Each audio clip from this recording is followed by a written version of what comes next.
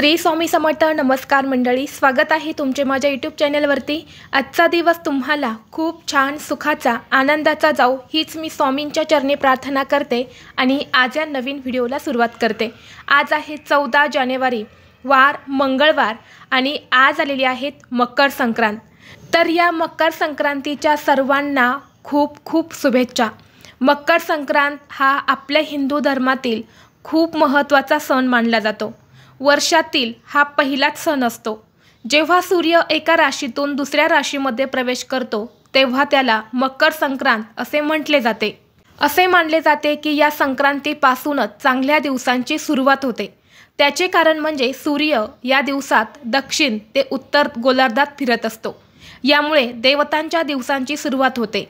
धार्मिक मान्यतेनुसार या दिवशी स्वर्गाचे दार उघडतात, म्हणूनच या दिवशी केलेलं पुण्य, दान, उपाय हे इतर दिवसांपेक्षा अधिकच फलदायी ठरत असतात। आणि म्हणून या मकर संक्रांतीच्या दिवशी दानासोबतच आणि स्नानासोबतच काही महत्त्वाचे उपाय सुद्धा केले जातात। आज या व्हिडिओमध्ये मी तुम्हाला एक अतिशय प्रभावी असा उपाय सांगणार आहे। आज मकर संक्रांतीच्या दिवशी तुम्ही हळदी कुंकू नाही केले तरीही चालेल, पण संध्याकाळी दिव्याखाली ठेवा ही एक वस्तू। एका रात्रीत आयुष्याचं सोनं होईल। 7 पिढ्यांचे दारिद्र्य हे नष्ट होऊन तुमच्या मनातील कितीही कठीणातील कठीण इच्छा ही पूर्ण होईल।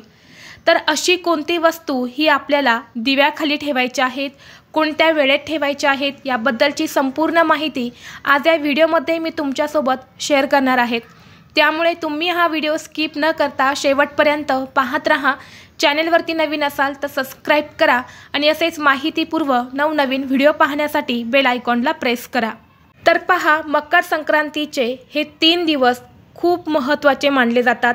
त्यामध्ये काल आपण भोगी साजरी केली, आज मकर संक्रांत आहे आणि उद्या किंक्रांत आहे। तर या 3 दिवसांमध्ये सकारात्मक लहरी ज्या असतात तर त्या पृथ्वीवरती कितीतरी हजार पटीने सक्रिय असतात आणि यामुळे या काळात केलेले दान, पुण्य, सेवा, उपाय हे खूप प्रभावी ठरत असतात।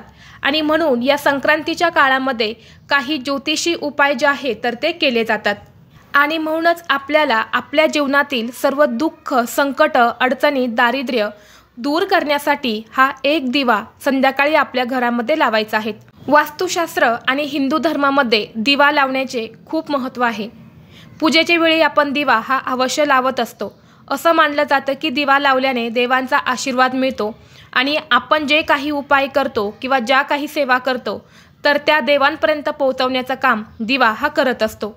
दिवा लावल्याने देवांचा आशीर्वाद तर मिळतोच, पण त्यामुळे घरातील आर्थिक स्थिती देखील सुधारत असते। यामुळे आपल्या घरात सुख, शांती, समृद्धी ही कायम टिकून राहते। तसेच घरात दिवा लावल्याने नकारात्मक ऊर्जा देखील दूर होते। आणि म्हणूनच आज संध्याकाळी आपल्याला असा एक दिवा आपल्या घरामध्ये लावायचा आहे।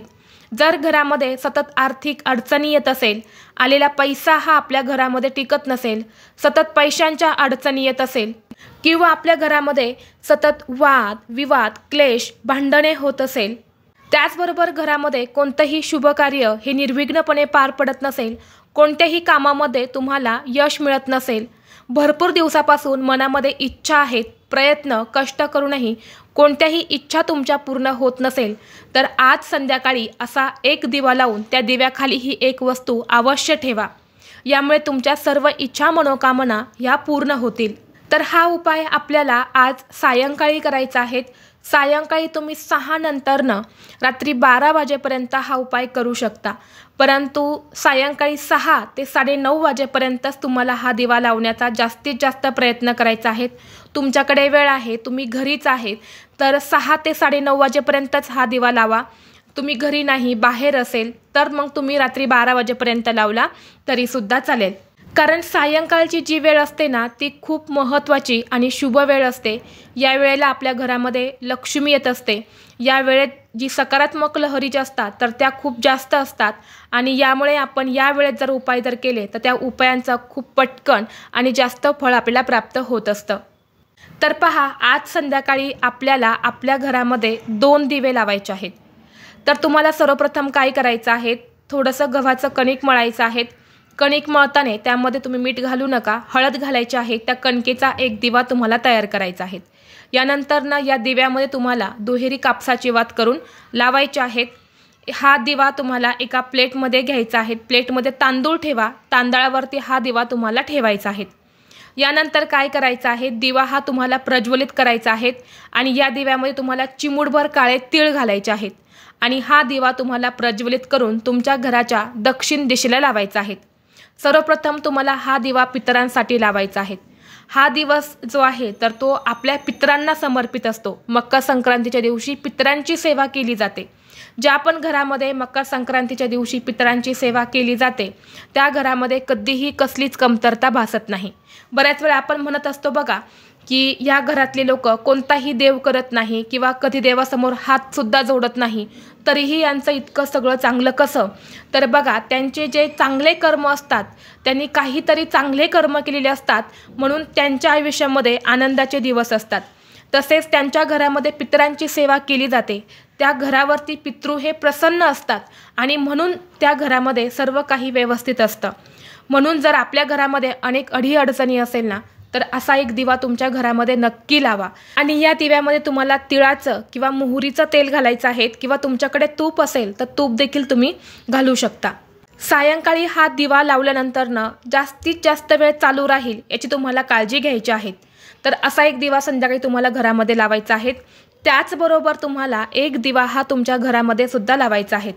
तर तुम्हाला काय करायचं आहे, एक मातीची पंती घ्यायची आहे, त्यामध्ये शुद्ध गाईचं तूप घालायचं आहे, दुहेरी कापसाची वात करून लावायची आहे। एक प्लेट घ्यायची आहे, प्लेटमध्ये तुम्हाला खाली जे पांढरे तीळ असतात ना ते तुम्हाला टाकायचे आहेत आणि त्या तिळावरती तुम्हाला हा दिवा प्रज्वलित करून ठेवायचा आहे। तुमच्याकडे तूप नसेल तर मग तुम्ही तिळाचं किंवा मोहरीचं तेल देखील घालू शकता। जर मोहरीचंही तेल नाही, तिळाचंही तेल नसेल आणि तूपही नसेल तर जे तेल आहे ते घाला आणि त्यामध्ये थोडेसे तुम्ही पिवळी मोहरी टाकू शकता किंवा तुम्ही पांढरे तीळ टाकू शकता। तर असा दिवा प्रज्वलित करून त्या तिळावरती तुम्हाला ठेवायचा आहे। यानंतर हा दिवा तुम्हाला तुमच्या देवघरामध्ये लावायचा आहे। दिव्याला हळद, कुंकू, अक्षदा, फुले अर्पण करायची आहेत। 2 अखंड लवंगा या तुम्हाला या दिव्यामध्ये टाकायच्या आहेत। दोन्ही हात जोडून माता लक्ष्मीचं नामस्मरण करायचं आहे। एक वेळा तुम्हाला श्री सुक्तम आणि त्याची फलश्रुती जी आहे तर त्याच्या सहित तुम्हाला पठण करायचं आहे। माता लक्ष्मीला तुमच्या घरात सुख, शांती, समृद्धी नांदावी यासाठी प्रार्थना करायची आहे।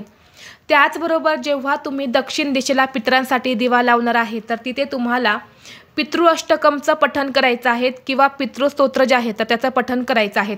आपल्या स्वामींची जी नित्यसेवा आहे तर त्यामध्ये दिलेलं आहे, तर तुम्ही एकतर पितृ अष्टकमचं पठण करा किंवा पितृस्तोत्राचं पठण करा।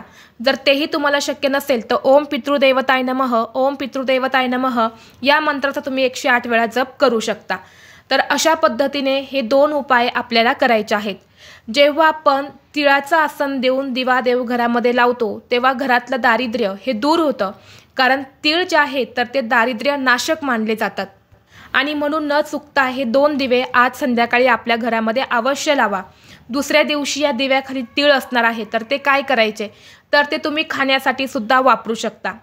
तसेच जो दिवा आपण दक्षिण दिशेला तांदळावरती पितरांसाठी लावला आहे तर ते तांदूळ तुम्हाला पक्ष्यांना खाऊ घालायचे आहेत आणि तो दिवा असणार आहे तर तो एखाद्या मोठ्या झाडाखाली नेऊन ठेवा। मातीचा दिवा हा तुम्ही स्वच्छ करून वापरू शकता। व्हिडिओ तुम्हाला आवडला तर लाईक करा, चॅनलवरती नवीन असाल तर सबस्क्राईब करा आणि हा व्हिडिओ आपल्या मित्रपरिवारासोबत शेअर करा। चला तर मग भेटू असंच पुढल्या एका नवीन व्हिडिओमध्ये। तोपर्यंत सर्वांना श्री स्वामी समर्थ।